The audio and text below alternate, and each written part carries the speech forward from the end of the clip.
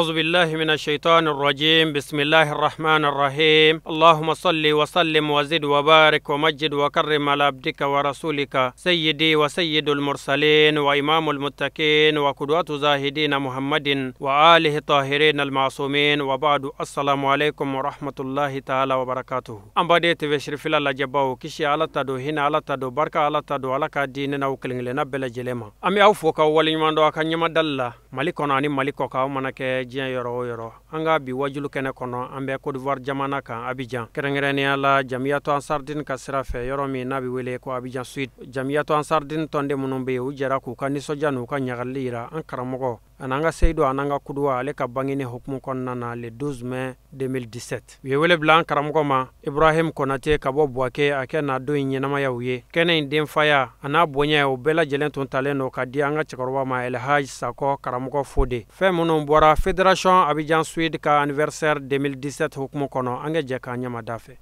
Son de Dieu soit sur le saint prophète Mohammed ainsi que sur sa famille purifiée. Excellences, messieurs les autorités de la ville, éminences, messieurs les imams, monsieur le parrain, madame la marraine, chers invités, chers frères et sœurs. Je vous salue avec le salut fraternel de l'islam,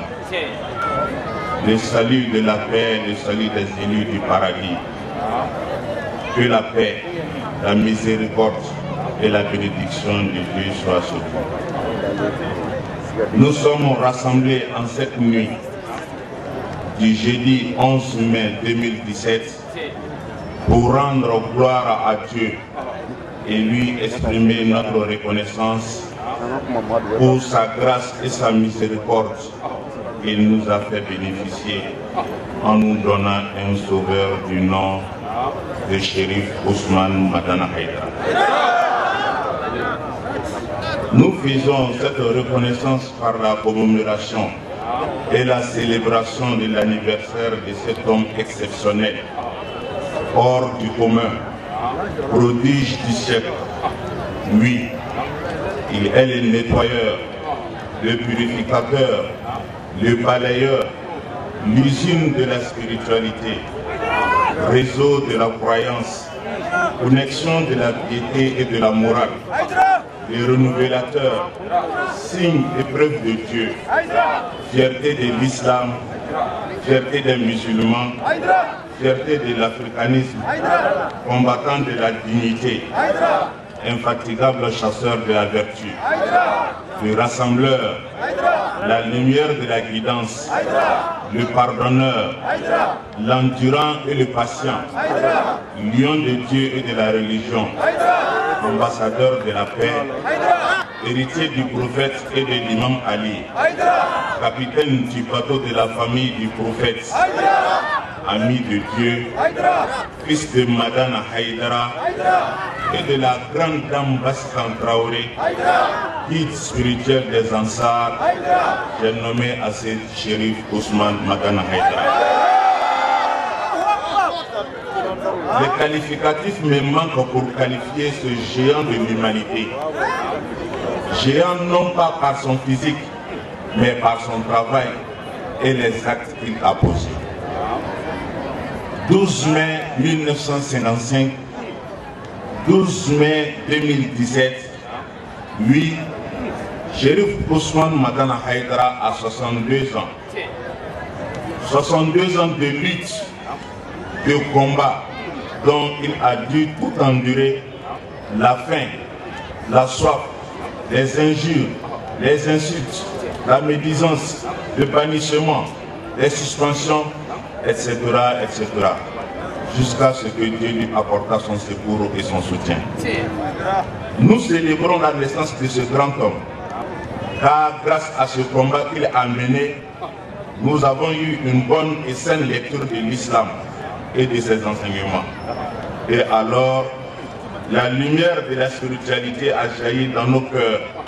ainsi que la culture de la sagesse et l'amour entre les musulmans. Combien d'hommes, de femmes, de jeunes, de savants, d'hommes politiques,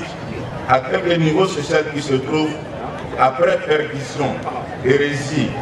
dépravation, mauvais comportement, sont devenus sages et pieux grâce à ses enseignements. Sa naissance a été bénéfique pour l'humanité en général et les musulmans en particulier, et surtout nous les Ansars. Il a réussi là où les gendarmes et les policiers et les militaires ont parfois échoué. Nous lui devons reconnaissance, et c'est en guise de cette reconnaissance que les Ansars du monde entier organisent des nuits de prêche, des séances de don de sang, posent des actes et gestes humanitaires. Des cadeaux sont offerts à des nouveaux-nés du 12 mai et à leur maman. Des hôpitaux sont nettoyés, des nécessités sont soutenues, je ne sais quoi encore. Et la Fédération d'Abidjan Sud, à l'instar des autres Ansars, manifeste sa joie et sa reconnaissance à travers cette cérémonie. Comment ne pas célébrer et magnifier ce grand homme, alors que le monde entier est en train de donner raison à l'Ansar Dine, en reconnaissant les mérites de Chérif Ousmane Madana Haïdara et son combat. Sa patrie, le Mali, a fait de lui gardien de son drapeau. La France, par le biais de son ambassadeur, lui a offert une décoration. L'UEMOA lui a décerné un prix. Une organisation internationale chrétienne a fait de lui ambassadeur de la paix. Une centaine de diplômes de mérite décernés par des organisations et associations musulmanes. Oui, chers frères et sœurs, joignez-vous à nous pour le célébrer. Voyez-vous combien parmi vous tirent profit de la baraka de Haïdara, des autocollants à l'effigie de Haïdara sur nos voitures et nos motos, dans nos boutiques, sur nos vêtements, afin que Dieu nous accorde chance et protection par la baraka de Haïdara. Alors soyons reconnaissants. La reconnaissance du bienfait est recommandée par Dieu. Il dit dans le noble Coran, et lorsque votre Seigneur proclama, si vous êtes reconnaissant, très certainement, j'augmenterai mes bienfaits pour vous. Mais si vous êtes ingrat, mon châtiment sera terrible. Surat Ibrahim,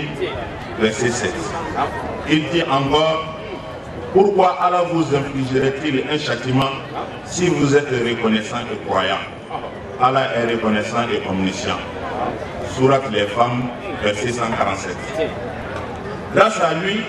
nous les Ansars, nous avons su et accepté la plus grande et la plus noble des recommandations d'Allah, c'est-à-dire la Baïa, ou les 6 serments de l'islam. J'ai fait la Baïa, vous avez fait la Baïa, nous avons fait la Baïa, et nous en sommes fiers, car grâce à elle, nous avons la conscience tranquille. Nous sommes sains d'esprit. Nous avons une bonne moralité. Nos intentions sont pures. Avec la Baïa, la société est tranquille. Mes frères et sœurs, ne soyez pas complexés par votre Baïa, car elle est la fierté de l'islam. C'est elle la fierté du prophète. C'est elle la solution aux problèmes de l'humanité. Alors remercions Chérif Ousmane Madana Haïdara. Il a réussi en 35 ans et de son vivant, là où d'autres grands serviteurs de Dieu ont mis 3 siècles, voire 7 siècles pour réussir. Et c'est après leur mort. 30 pays dans 4 continents et plusieurs millions de disciples, fidèles et sympathisants dans le monde entier. Voici le tableau dressé par les 62 ans de Chérif Ousmane Madana Haïdara. Il dit mieux. Le monde avait besoin d'un sauveur. Il en a eu un. Gloire à Dieu. Oh Chérif Ousmane Madana Haïdara, merci. Merci, 1000 fois merci. C'est votre anniversaire. Notre plus beau cadeau pour vous, c'est de t'accepter dans nos cœurs avec amour. C'est de prier pour vous. C'est de vous renouveler notre serment de ne jamais vous trahir. Longue vie à vous. Longue vie à vous, roi de la Da'wa. Longue vie à vous, champion de la guidance. Que Dieu vous accorde plusieurs 62 ans et qu'il vous comble de bonheur, de protection et assistance avec votre famille. Amen. Chers invités, merci à vous pour avoir répondu à notre appel. Nous sommes honorés par votre présence. Merci. Que Dieu nous guide, qu'il nous assiste et qu'il nous pardonne. Vivre Haïdara, vivre l'islam, vivre l'Ansardine, vive la Côte d'Ivoire. Je vous remercie.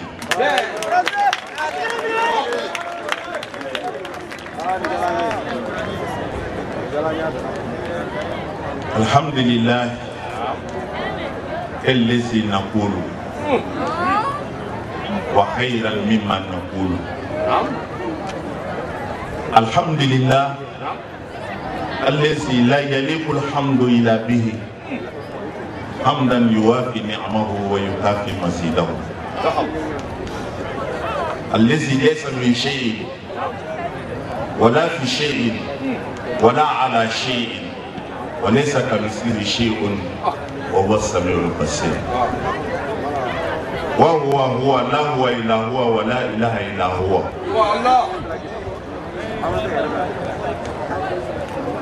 وصلى الله وسلم وبارك وكرم وزاد على أبي القاسم الصادق الأمين سيدنا ونبينا وحبيبنا وقرة أعيننا الأمين محمد وعلى آله الذين أذهب الله عنهم رجسا وطهرهم تطهيرا ومن والاهم إلى يوم الدين. أستهيل الذكر قائلا رب اشرح لي صدري ويسر لي أمري واحلل عقدة من لساني يفقهوا قولي. وبعد ولم بدل سلامه أنسق لا يرلا يا ربي على ما كلام ولي لا يرلا أنت لا يرلا شو هري على كادي أما أهم نقول أتقولني أبغني من طالبا مساتبي بين على كادلا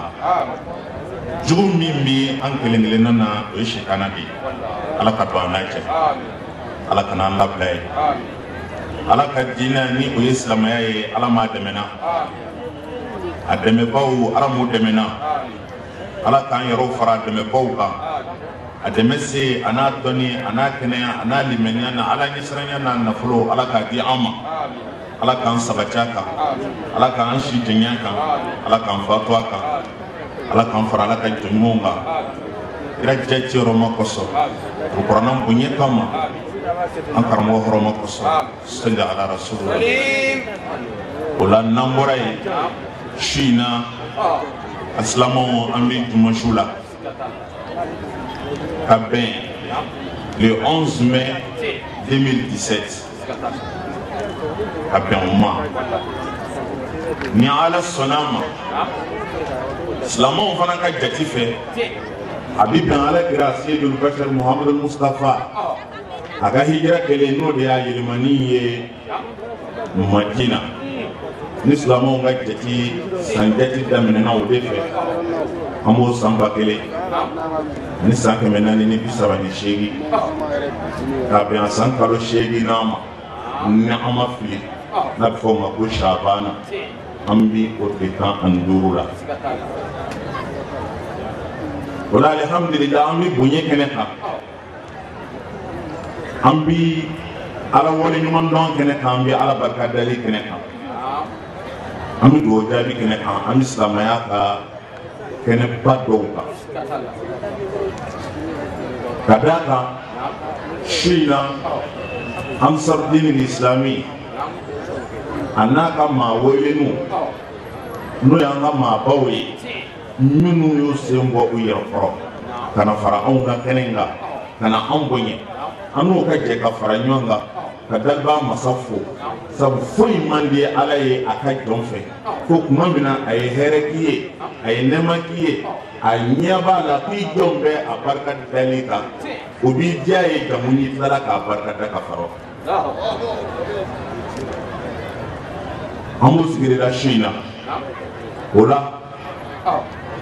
kene ngabo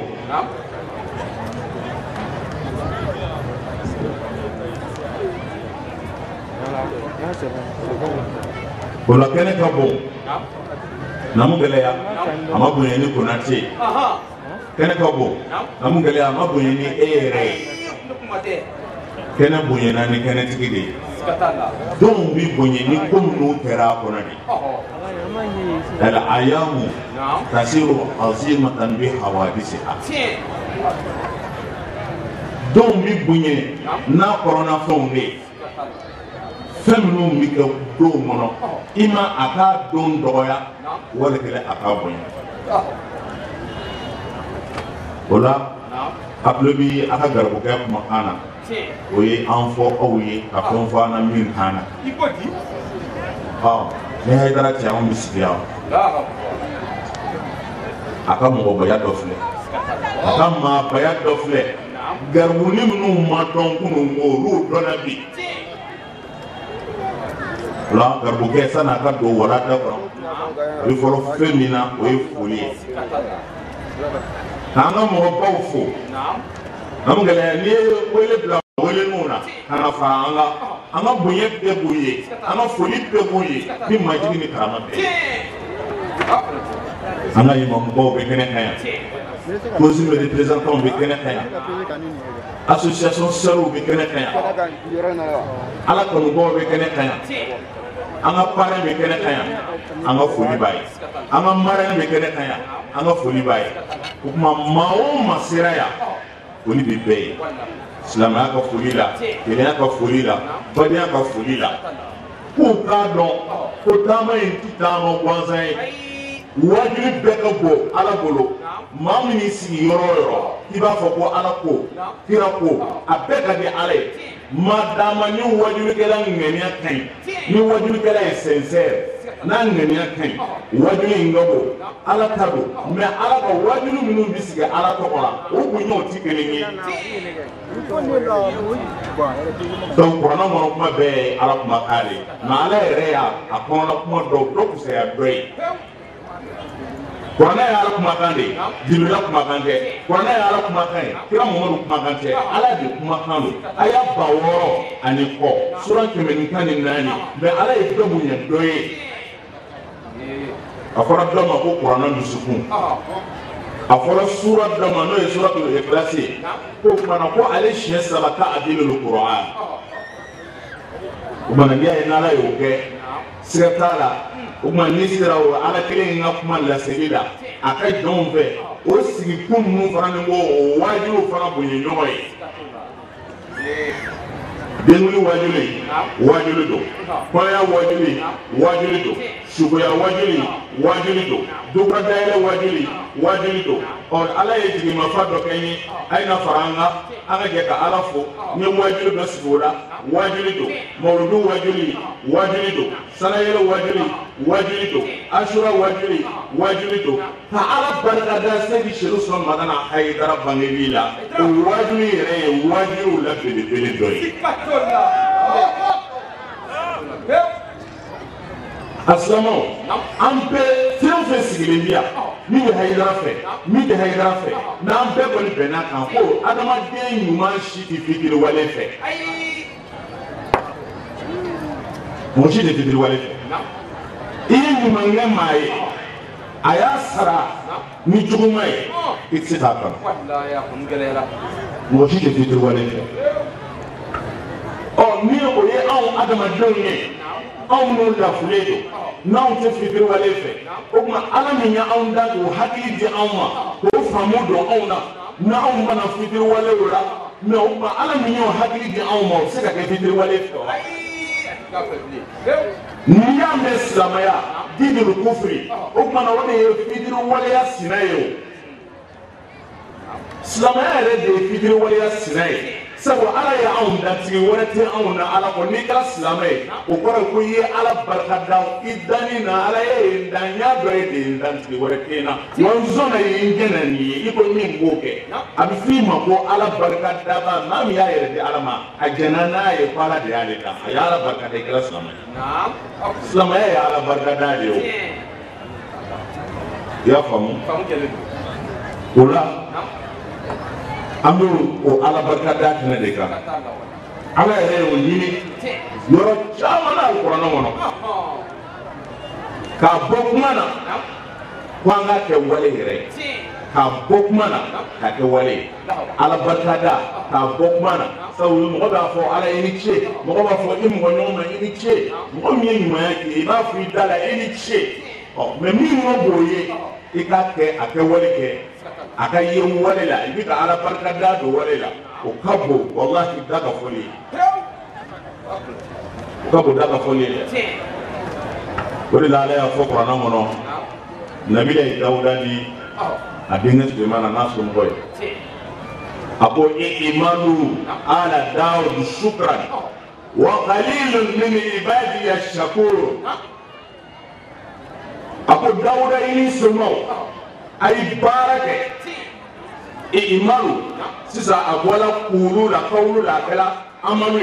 imanu ay barake shukran ala barkadala o ba ala barkadala ke wole o kuma na kasoro ala ko kuma na ne yere ke Sulemana na fake Dawuda e ni dali duma ko bonya kala uruflako alhamdulillah ami ala tanu allazi faddalana ala ya amsi aka jonta mai o ya do ka bawo na ro ko fa ala ko no aya do bara ala barkadala aya do bara o kuma na do bara la amsaru ko de kedi Cheikh Cherif Ousmane Madana Haidara folité aba folita bale ame kabasatu de ke ka kanyu de ke akan yelama ya kono nana akan yelama ya karatu mununa ami tanu de ka kono akasira la akarukula ka fonde tomotomono ka kono ka anyere wajuni oye nda folita ba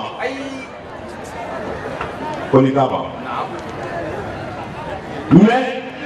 kuma dora nan sigira folila abe min yini mogo fe woli insaf ni koraiti o de fieniai o de ladriai kuma dora ne te tarsafe mais ngana juguya akonga barake ni maya sobe sobe jume o de woli ko ladria ka barake no ko ni fienia ni ladria hali ni ti tarsafe na ye ni fo no chi na fo ko ni chi ولا يجرمنكم شنعان قوم أن تعدلوا اعدلوا هو أقرب للتقوى جمع كل شيء كجمويا وكان أو بلاك سرا كجنة وكان أو بلاك تنيرينه وكان أو كلا دربلوي سبقانتي نجمع كل ينله هل نوتي كيكا نيني مالا يوماي أيافو يكون ينغاي Ona Islamo anda ala barkada kenedeka temu ye jumenye ko jonne Haidarai temu yo de ni kuma pai qui est Assaid Cherif Ousmane Madana Haidara jonne Haidarai ko garam ka ko jabi ni boyana on ni ngabo dere namungele ya ni ngabo dere jonni Haidarai ni ngabo o nga anga doni fitinini na abena leje ala mana minu bayanyi anga doni fitinini na oni Seydi Cherif Ousmane Madana Haidarai ya barkai o amena leje ka jabi dodi ema o nansira ka nyini feso na amba don asroli on bura akagele o chowbe yini ti on yi o chowbe alam ma tora na Haidara don mugati kunyo gwansa mugore retila kale gwansa o ni ay question posera Abidjan ya Mali la tɛ Abidjan ya Kumasi ya question posée la ko jɔn ne ye Haidara ye Haidara dɔ ti Abidjan ya a ti Côte d'Ivoire f'a bi Bamako de Bangoni la f'a bi yen de mais question posée la o kuma na kabi o yɔrɔ la question posée ba ye question posée a bi sɔrɔ ale y'i to yan de ka Haidara dɔ de ko dɔ ko mɛn ka Cherifu dɔ ko mɛn ka Ousmane ko dɔ ko mɛn ka Madani madame dote kome kamaninga dokome min dote kelinge mata shirfu be o kacha Haidara be o kacha Usmana be o kacha madani dombe o kacha kamaninga be o kacha amafoko no edunye o bal Sherif Usman Madana Haidara ko edunye abo ole bado ere ake fendo ikapa sikatala ana chawo o mane yininga ko ya tumsa no ibe o mane yininga ko le ro na te ibe o mane yininga ko shegda no ibe ai wosi ali mamta ona na o mane yininga ko yo nya fawe ai o ko de section son Madana Haidara Kabo la ere a donga bo ni do ani mo to de keleni ko de kama ko do ba no fe o kama enyi ngani ke ko jonno ko lawo mena leje anga doni sitinini na ka do jabi ala an yere min do an no fe tugula anye min ye an no fe tugula anye min famo an no fe tugula anye min ya na ye min famo anaye min jatimene amufo o ya nga famo ye o ye al adillatul aqliya o ko fe wal mar'iyya anaye minnu ye o ko fe am se gana mi amdo bil adillati an naqliya dalilu minnu ni qur'ana yonati ani dalilu minnu ni kira yonati ni ne ko ne ni ya idara o ye kunwe e jabrele te ka dawla ha basatiri nako ne ba no fe ne ni yala e jabrele te ka dawla o ye ne de kunwe ne de o yala ne de o famwala ne de tura ko ne yo ye ne kunwe ona ye e ja e ba fo ko ne ma dawla o me yo nu mo no e premier o no ti ne kuma kai ni ni e bebi dan o ma fo gro ne e bebi dai no e ala na ka kira kuma kai ne akila no kon fora ambe kam ka da mana amana sika minu sor ka fara no o lula ambo ko no aslamo ala ma tura nga Haidara don amin ya rabbi ni ko Sherif son Madana Haidara ko jonno ame mi fo afolo minemba damani de amba do kono Sherif son Madana Haidara minem bele ba shegi nyona am ya Haidara bla o kelengelen be kono am minem fo amba bla kono kabla flana wono kabla sabana wono fuka ta minen dafa o bana na dafara o nere na Haidara don o be ko fe ta da nga famula e re fana na don ga de ka famula abi jede tiran nana abangela do de kera o ya don Muhammadu no ma do Rasulullahi o ma do tira bangela makare naam abangela mu'minu kera afawdo abalimondo asiyudo afasodo me oluye a Muhammadu bin Abdullah de do me oluma Muhammadu Rasulullah do mana mo dona basmana de do Usman Madani dona do Madani de do me ala ya temi da ale nyato la abi de do o kera kirala o jangwa zuriya o la Sherif son Madana Haidara ko jonno o ama fo ko femin de do de a folo minen ba folo ama bla minen premier mina o minen de to ko iradatullahi am minen folo abla o kono ko iradatullahi ko ala ka la yini afolo yo Sherif son Madana Haidara basi tande Madani de kabali kamani en 1955 afolo munye ko ala ka la yini foi tike foi na ala jora mi nala e mi la yini o de bike nala e mi la yini o de bike note fɛn o fɛn sigilen filɛ namu gɛlɛ yan a ka di e ye hali n'i ma kɛ Hayidara ɲɔgɔn ye i ka surunya la o ka di e ye e b'o fɛ o mais e bɛ se ka kɛ ten namu gɛlɛ a ka di ne ye n ka kɛ Hayidara ɲɔgɔn ye wali kelen ka tɛmɛ a kan namu gɛlɛ dɔ bɛ yan o t'o fɛ laɲini dɔ b'a la sani ka dugu jɛ a ka kɛ milliardaire ye o laɲini bɛ mɔgɔ caman na yan sani ka dugu jɛ n ka kɛ député ye o laɲini bɛ mɔgɔ caman na yan sani n ka dugu jɛ n ka kɛ président ye o laɲini bɛ mɔgɔ caman na yan mais n y'a laɲini ani laɲini min ta hakiku la ka kɛ tiɲɛ ye yala o ye kelen ye wa o tuma na Ala ka dilannen na dugukolo kan foyi ti kɛ fo Ala bɛ min laɲini fɔlɔ a fɔlɔ y'o ye a bila o kɔnɔ ko n'i y'a ye a kɛra Ala de y'a laɲini fɛn foyi ti kɛ Ala ɲinɛ ma Ala de y'o fɔ ko fa'alun lima yuridu innama qawluna li shay'in idha aradnahu an naqula lahu kun fayakun ko ni Ala ne ka ko ni cogo di ko komi ni Ala y'a laɲini ni Ala ye min laɲini ne min fɛ dɛ k'a dan ye dɔrɔn k'a faamu ko k'a bɛ kɛ mana ye Hayidara bila Ala ka laɲini minɛn kɔnɔ ko Hayidara ka ko in ko Ala de y'a kanu k'a ko in kɛ nin cogo la tuma bɛɛ n'i y'a bila o minɛn kɔnɔ i ti Hayidara jalaki e min bɛ k'a jalaki n'i y'a bila o minɛn kɔnɔ i t'a hasidiya e min bɛ k'a hasidiya n'i y'a bila o minɛn kɔnɔ e min n'i yɛrɛ bonyana ma i b'a ye i t'i yɛrɛ bonya ma sabu i y'a bila minɛn jumɛn kɔnɔ o Ala ka laɲini minɛ ni Ala ka laɲini minɛ don jɔn seko t'o la Hayidara yɛrɛ seko t'o la. salli ala Muhammad wa ali Muhammad. i y'a faamu a fɔlɔ y'o ye minɛn minnu b'an bolo i ka se ka Hayidara dɔn an b'a bila fɔlɔ min kɔnɔ Ala ka laɲini o kumana n'Ala ye fɛn min laɲini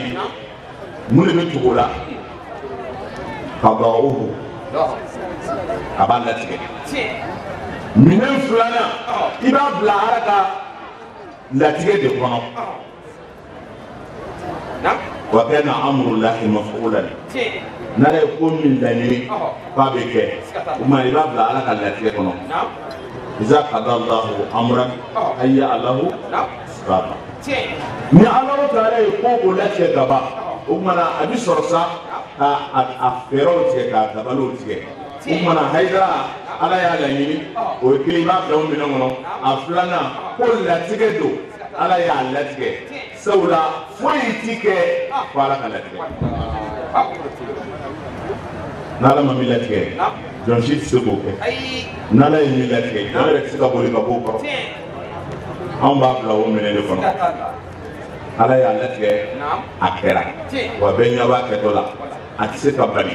n'o tɛ n'a sɔrɔla ko latigɛ kun tɛ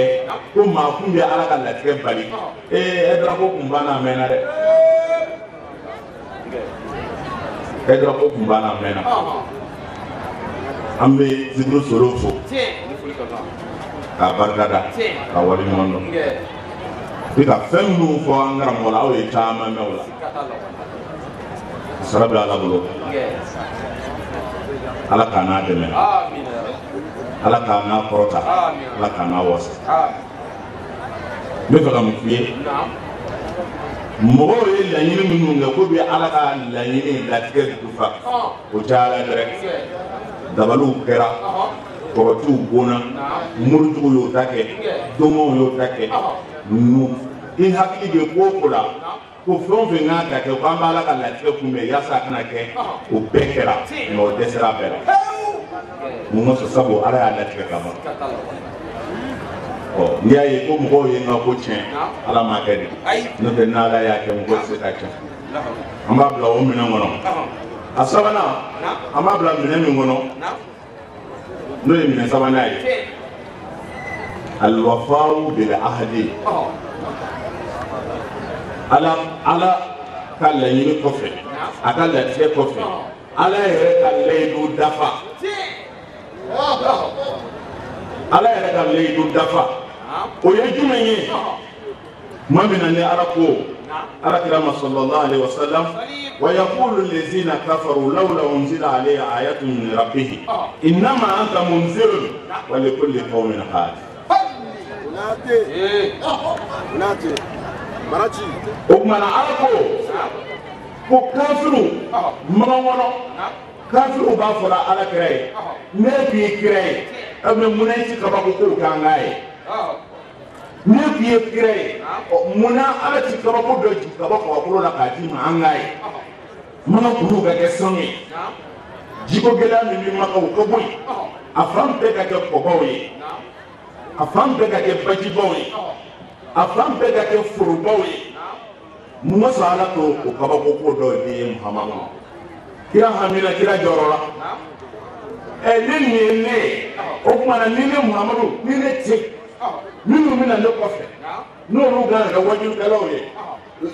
fo ne kan ka kabako dɔ de kɛ yaasa mɔgɔw bɛ dan na mɛ ni mɔgɔw nana ne kɔfɛ n'olu ma kabako ko kɛ k'o jira mɔgɔ la a fɔ mɔgɔw na daw la a fɔ mɔgɔw na daw la kira hamina kira jɔyɔrɔ la ala ko kira ma o jɔyɔrɔ ta ka bɔ i kan innama anta munzirun muhammad e yɛrɛ ye min ye i b'a dɔn i mana k'i bɛna kabako ko jira mɔgɔw la b'a dɔn o to yen e nana de ka na fɔ jɛnɛyakɛlaw ye a y'a dabila mɔgɔ e nana de ka na fɔ dangadenw ye a y'a dabila e nana de ka na fɔ furumusojuguw ye k'u ka kɛ furumuso ɲumanw ye e nana fɔ cɛw ɲɛna k'u kana musow tunu ka fɔ denw ye k'u ka kɛ dugadenw ye ka fɔ dabalijugukɛlaw ye k'u k'a dabila ka fɔ dulɔminɛw ye k'u k'a dabila k'u ka tile i nana mɔgɔw bagabaga de n'an ma bɔ o warijugu ninnu na ani ala cɛ ti ɲɛ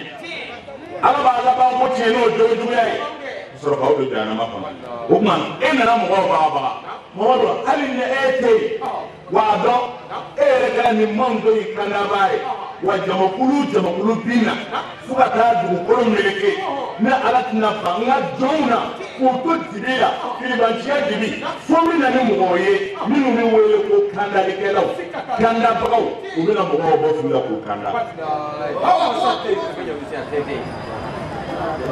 a ye nin kuma in lajɛ dɛ moriw b'a bolo yan damɔrɔw b'a bolo yan belebelew b'a bolo yan minnu ye nin kɛnkɛnnaw ye tiɲɛ caman mɛ taakasegin ye wajuli de ye an bɛ segin a kan de n t'an b'a dɔn nin fɔra aw ye yan nin a ye mamadu ala ye leyidu de d'a ma ni e mahamadu n'i tɛ yen jamakulu mana n bɛna kandabaa di mɛ a ye karamɔgɔw ɲininka ka dɔnnibaaw ɲininka ko kuranna ka dɔnni sira kan ulumul qur'anw na nasikuli mansukuw bɛ yen ko nin aya in bi don a jumɛn na yala mansuku don wa a dɔra ni kira fatulen ye wa a ti baara kɛ bilen wa o tɛ o هذه الآية عاملة إلى يوم القيامة. نعم نبارك فلان jamakulu mamadu e kɔfɛ ni kira jɔ e la ni nabiyaya jɔ e la mɛ n tɛna mɔgɔw to yen ten n'o y'i ka mandenw ye n t'o to fili la n bɛna kandabaa d'u ma ala ye o fɔ kira ye o kɛra layidu ye kira ye o ye ala kira hakili sigi ala kira hakili sigila ko hali ni ne tɛ yen n ka mandenw t'i to fili la kandabagaw bɛ na kandabagaw bɛ na kira fatura n'o hakililatigɛ ye o kumana yala kira salen kɔfɛ ala b'a o layidu wuli wa ala m'o layidu wuli waati minnu tɛmɛna ka kɔn anw ɲɛ anw ti kuma o kan mɛ ala ye o layidu in tiɲɛtigiya k'a tahqiqu anw ka zamanu na fi asrina. صلوا على محمد اللهم صل على محمد وآل محمد وسلم. نعم ala ye layidu in tahqiqu anw ka tile la o de kosɔn i bɛ ala i bɛ Haidara bila minɛn sabanan min kɔnɔ ala ka layidu dafa minɛ ko n bɛna kandabaa naati tile o tile sisan hadisa de bɛna asara di waati dɔ sabu ala kira ko sɔrɔ sala ka hadisa la a ko inna allaha yab'asu bi hadhihi al-ummati على رأس كل 100 سنة من أهل بيتي من يجدد لها أمر دينها.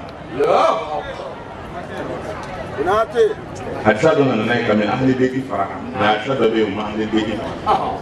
mais nous nous sommes à voir là, on y a des gens qui m'ont dit. Il y a femme. So ala kira ko, ako ala elejo dia. Sangeme o sangeme. O ala bi mo wuli, ala bi mo bo. Ne Muhammadu manto chela. Kabo ne Muhammadu Suriyala, kabo ne Muhammadu Sobola. Mo minu, abina mo min bo. Ko bina ale Muhammadu manto ka dine ka kura ka duma. Nogo minnu b'a la o bɔ a la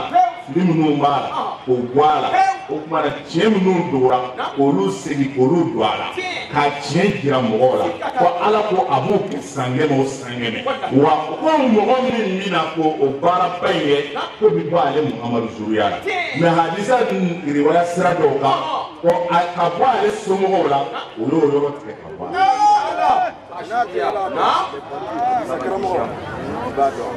Ya fam mais abu ba ale kira somɔgɔw la o ye kira ala ye ɲɛji min di kira ma kira y'a fasi ni min ye kira ma d'anw ma kira tilala ka fara kan a ko wa fi kulli khalafin min ummati udulun min ahli bayti yanfawna an hadha ad-din تحريف الضالين وانتهال المبتلين وتعويل الجاهلين وفي كل خلف من أمتي أدول من أهل بيتي على كده صلى الله عليه وسلم أقول génération groupe مؤمنة ما مؤمنة دو بانا روتمنا ko minnu bɛna o kɔfɛ a ko ala bɛna ni maa laadiri dɔw ye laadiri dɔw min ahli beyti n ka mantonw cɛla laadiriw de don mais n ma tila ye n bɛna tila ka segin aya ninnu bɛɛ ma parce que ala ko wali kulli qawmin hadin ya kira ko wa fi kulli halafin min ummati udulun ko laadiri ala bɛna ni laadiri bɛɛ ye ne Muhammadu mantonw na ka bɔ somɔgɔw la ينفونا عن هذا الدين كوبنا كنا ولك كبو ديننا تحريف الضالين في البانتين من الإسلام يقول كم الإسلامية كسربي كإسلامية كم أكونكا كجمو يلما كدروم بالا كإسلامون بنيانا كإسلامون ينيانا كإسلامون كليانا كروم غوبنا كوبنا بديننا كإسلامون بنيلما كوميرو ككلين كونيشيفون ككلين وانتهال المبتلين كوكوفه منو الاسلاموي نورو بكفه نورو دينيدو كاسلامي لاجي امي ابنيرو جملي امي مفسلامي اما كابنوي امي دالوي نصر كاسلامي بنوي كاسرولو يرو اسلامي نورو كبيجو داسلامي ولا درو فانا كاوصني وبيجولا وبيجي كان اول حق الاسلام كده وتعويل الجاهلين وكفى وبتلاقنا ولا دري مننا وأبينا نمونه منو كلام متى يرجع نو ويبدون بعد بجيتو كجلمو ملك كرسيدمو بلو وبي على نسان يدكنيكا دوني تولا وبسلام هذا مية ودوري وبتلاقوا ولوفرن كشيفو كتاويلو نبالا وابو يكونو أيه ميفو يكيتش فلا من نوم وين نقوم بأمر نقول جنو كل دين على محمد السمو donc ala ka minɛ jumɛn leyidu dafa minɛ an b'a bila yen o tɛ sabanan ye wa o tuma na wali ko le kaw min hadi ani udulu min umati ala ni mɔgɔ minnu nati bon aw e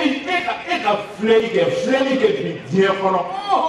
ne ma kunu f'i ye ne ma kuna sini fouillé, ne ma 1800 fouillé, ne ma 1900 fouillé. On est quand même 600 de ma, et de wati ni na, et qu'on masse à polo. Bon, on va être à fleurir. John Nene, non, Nene pour Barake. Pas du tout de don, car moi, je suis européen. Don ma bi Europe, pour un antigo bi Europe, mais pour un antigo Jumelo, no trop foraya, Yango Bado, Kokamo Bado, no trop foraya, Yango Bado, Yango Fanabado, no trop foraya, Jikofe Mo Bado, Yango Bado, no trop foraya, Jikofe Mo Bado, Yango Bado, et le jour de Dola. Manini Jabbar, Manini Kahar, Manini Muhi, Manini Mumin, Manini Nasi, Manini Kafi, Manini Wadud, Manini Wahid, La ilaha illallah, Otoya, bon, ala ko di, a ko kanda baga de bina. Imaye, lahara don, ne kon dambe fengelina. Billahi, mauma bi balo ni Qur'ana ye, ni ala tɔgɔ ye, kungo bi dara lahara min ma nɔgɔ. Al ulama'u umana'u lahi ala khalqihi wa hum bihi zalimun. Wallahi ala ye dɔnni di mɔgɔ o mɔgɔ ma, silamɛya dɔnni di mɔgɔ o mɔgɔ ma. E bɛ dɔrɔmɛ 2 sɔrɔ ni ala tɔgɔ ye k'a dun. Tomiri k'i ka so e n'i ka denbaya bɛ dumuni kɛ nka e ka balo sirilen bɛ ala tɔgɔ la. I ma ye alimami ye, i ma ye wajibikɛ karamɔgɔ ye, i ma a bɛ f'i ma ko mualimu, usazu, seku, ko e bɛ dumuni kɛ ka balo ni ala tɔgɔ ye. Lahara don, ala mana e ɲininka Kuranɛ na tuma min na i ye baara sɔrɔ dɛ.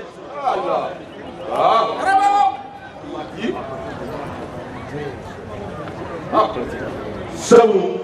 ala ye Kuranɛ di mun kama n ka sangaso jɔ n'a ye n'i y'o sɔrɔ a kɔnɔ o bɛ bali la de n'o t'a jigin to ye n ka bonya sɔrɔ n'a ye ka tɔgɔ sɔrɔ n'a ye ka wari sɔrɔ n'a ye n'i y'o sɔrɔ a la o bɛ bali la de a jigin kun kɔni t'o ye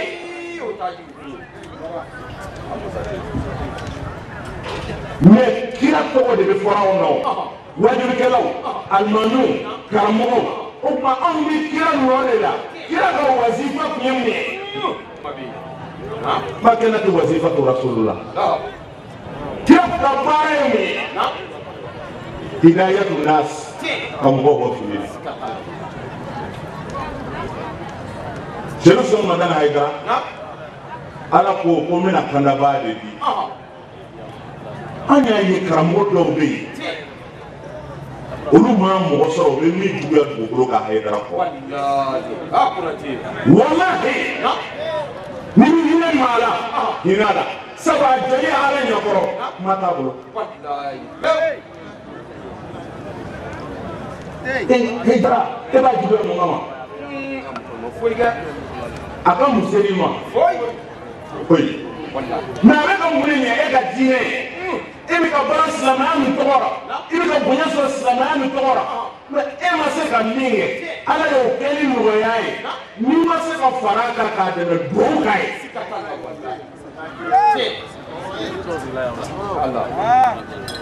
n'o tɛ ni ne ni maa kelen ma sɔrɔ diɲɛ kɔnɔ ka tiɲɛ fɔ ka ala ka diinɛ tiɲɛ fɔ ka mɔgɔw bɔ fili la n'o mɔgɔ ma sɔrɔ karamɔgɔ bɛɛ ye kungo sɔrɔ lahara don sabula ka ala ka diinɛ bɛnnen to tiɲɛ ma fɔ mɔgɔw ye kisi tɔgɔ tɛ yen lahara wala nas'alanna allazina ursila ilayhim wala nas'alanna al-mursalin kiraw yɛrɛ bɛna ɲininkali yɔrɔ la f'o jaabi tigɛ ala ko bi kiraw jɔ minnu bɛna kiraw ɲininka kuma min na kiraw yɛrɛw datigɛ kojugu ko maza ujibtum o y'an jaabi mun na ko la ilma lana an t'a dɔn y'an daba ma ala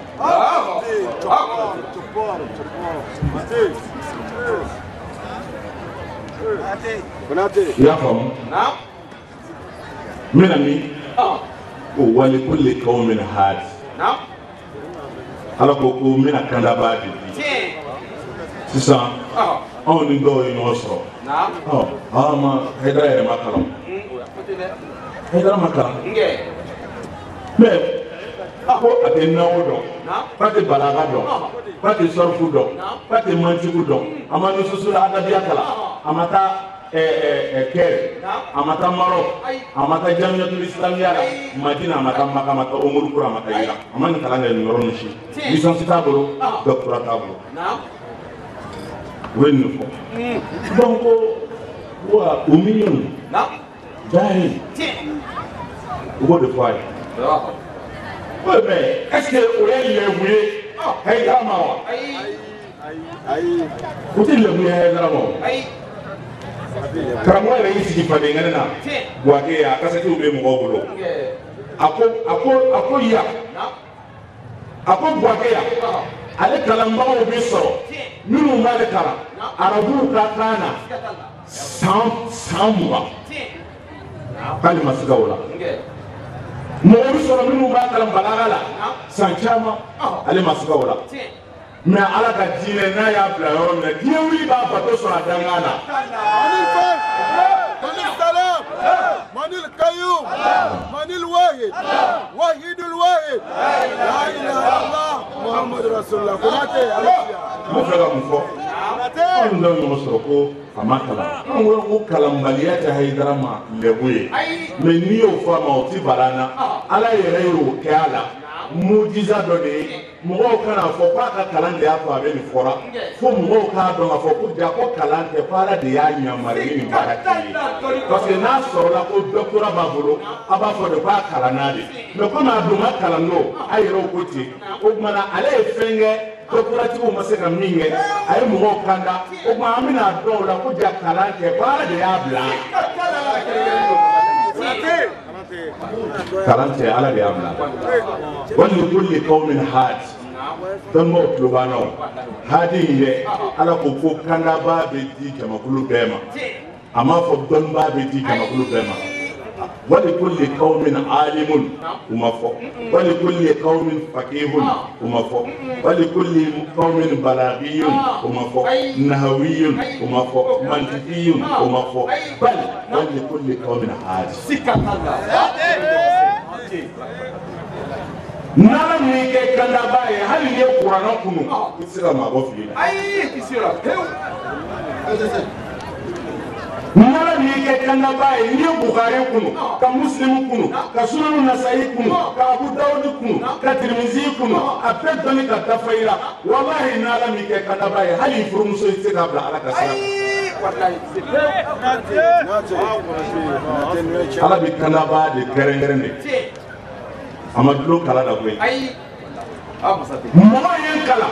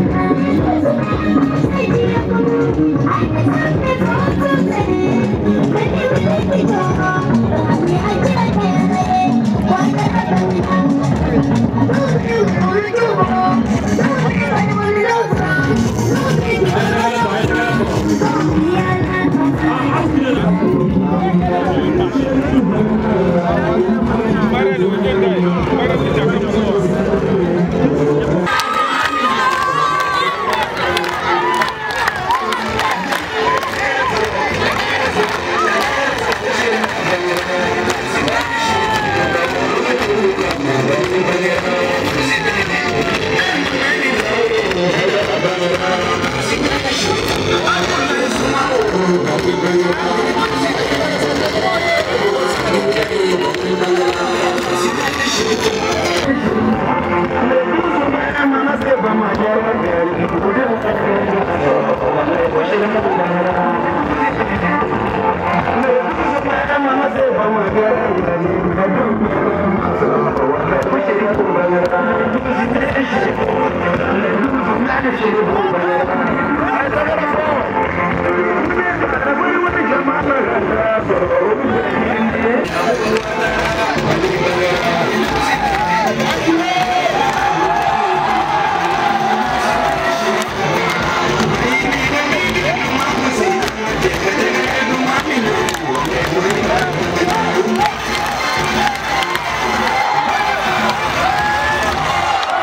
Donc vraiment l'islam, tout ce qui est islam, et puis le cheikh Chérif,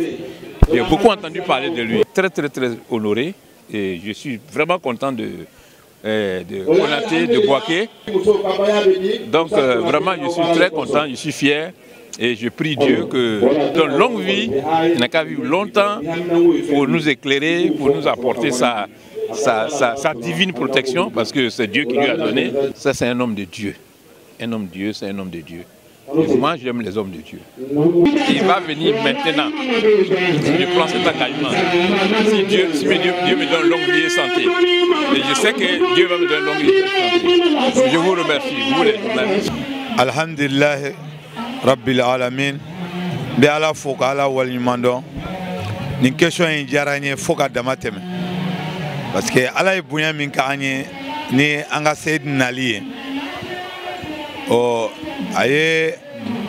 bonya min ke islamiya ye a ka nali ye min ye anw ye kɛrɛnkɛrɛnla ansaru ye o de sababu kama anw jɛrɛla yan le 12 mai la kana ala fo kana ala waliɲuman dɔn kana ala barikada ni an ka Seyid Cherif Ousmane Madani Haidara ka nali ye o de la an ye jama fara ɲɔgɔn kan yan bi su in na ka bɛn a ka nɔrɔ bolen diɲɛ kɔnɔ ani tile yelen diɲɛ kɔnɔ silamɛya kan ka silamɛya bɔ nɔgɔ la o de kɛra sababu ye an ye jama in fara ɲɔgɔn kan alhamdulillah an bɛ ala fo ka ala waliɲuman dɔn o la an bɛ an karamɔgɔ fɔ a ye min kɛ an ye a sara tɛ an bolo diɲɛ ani lahara an b'a ɲini ala fɛ ala ka si ni kɛnɛya ala k'o d'a ma ala k'a kɔrɔta ala k'a sanayɛlɛ ala kana labila ala kana lamalo ala k'a kisi ala k'a tanga ala k'a kisi ala k'a tanga ala kira bonya kama sallallahu alaihi rasul. Bon su in na an bɛ nin kɛnɛ in kan nin ɲɛnajɛ in kɛnɛ kan nin ye san o san de an fɛ n'ala sɔnna ma ka 12 mai yira an na n'ala sɔnna ma an b'a organiser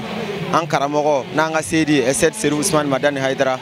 a ka san yɛlɛma n'o de y'a ka anniversaire ye an b'a ɲɛnɛmaya ka ala fo ka ala barikada ko ala ye belebele dɔ d'an ma ka sababu ɲuman dɔ d'an ma sababu min nana anw yɛrɛ to denmisɛnya la ka ala yɛrɛ ka sira d'an ma o la fo an ka karamɔgɔ fo k'a tanu k'a barikada o la nin don in an b'a ɲɛnɛmaya ka karamɔgɔ fo k'a barikada a ka wale ɲuman min a y'a se an ma ka ala fana fo ala min sɔnna ka nin belebele in d'an ma n'a y'an bilasira k'an bila tiɲɛ sira kan n'ala sɔnna ma o de kɔni su ye baara ye an bɛ baara min na su in na vraiment nisɔndiya min b'an na a tɛ se ka fɔ ka ban n'ala sɔnna ma folikan min bɛ ne bolo ne bɛ an ka parrain fo k'an ka marraine fo tiɲɛ na o y'an dɛmɛ k'a yira an na ko karamɔgɔ kanu b'o la vraiment depuis an ser'o ma ka karamɔgɔ ka anniversaire k'a bonya da o kɔnɔ parrain ni marraine na o y'a ta n'o bolo fila ye k'an dɛmɛ o seko bɛɛ la vraiment ne b'o fo k'a ɲini ala fɛ yarabi ala k'an n'o dɛmɛ ala ka ɲɛta d'an n'o ma yarabi karamɔgɔ bi fɛ an ka kɛ cogo min ala yɛrɛ ta sira kan yarabi ala k'o nɔgɔya an n'an ka parrain n'an ka marraine ani an kanuba fɛn fɛn sera kɛnɛ kan n b'o ɲini ala fɛ ala k'o kɛ sirifukɛ in yɛrɛ bonya kosɔn a mɔkɛ muhamadu sallallahu alaihi wasallam bonya kosɔn sɔli ala rasul. Alhamdulillah Rabbil Alamin badew ni tuyanye Côte d'Ivoire jamana kan capital la Jamiyatu Ansardin tonde munumbe Fédération Abidjan Sud la olu kan nisojano kan nyanyarli kene kan karamogo Seyid Cherif Ousmane Madani Haidara ka bangini hukumu kono la selikala o tuyen ele Ustaz Konaté ka bo Bouaké den faya bela jelen tun talendo ka di ele Haj Sako karamogo Fodema amba dele ala fe sambi orani fla o nyogona chama bi ala bolo ala ko di karamogo kayma ka me al-islamé jamanya ka dina drapeau korota amba fo ka wali mando akanyama dalla ka fo sigida warabi ala bolo ala ko yirane na ula wa shukran lakum fi amanillah.